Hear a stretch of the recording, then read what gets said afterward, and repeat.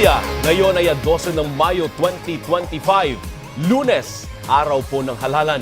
Nagbukas na mga presinto at pwede nang bumoto ang mga senior citizens, persons with disability at mga buntis. Mahigit 68 milyong Pilipino ang inaasahang boboto ngayong araw. Mula noon hanggang ngayon, tradisyon na dito sa atin sa ABS-CBN na ihatid sa sambayan ng Pilipino ang isang malawak at komprehensibong coverage ng halalan mula sa pagbubukas sa mga presinto hanggang sa mabilang ang pinakahuling boto. Kaya tutok po sa makasaysayang araw na ito, kapamilya, dahil kayo, tayo, ako ang simula. Ito ang special coverage ng ABS-CBN News sa Halalan 2025.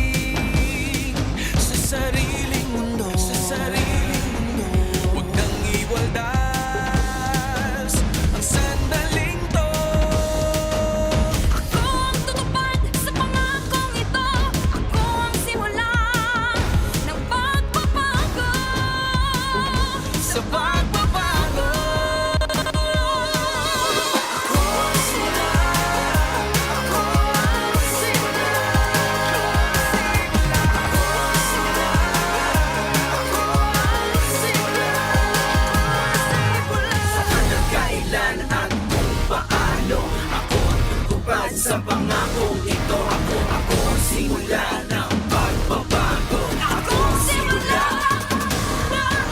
sa alam kailan at kung paano. Ako ang tatalo sa pagsubok na to. Ako ang simula ng pagbabago. Ako ang simula. Ako ang simula. Ako ang simula. Ako ang simula. Ako ang simula. Ako ang simula. Ako ang simula. Ako ang simula. Ako ang simula. Ako ang simula.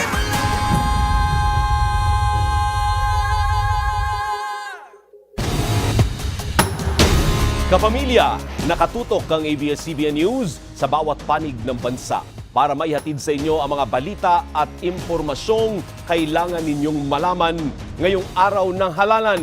Kasama niyo pong magbabantay sa makasaysayang araw na ito ang mga patron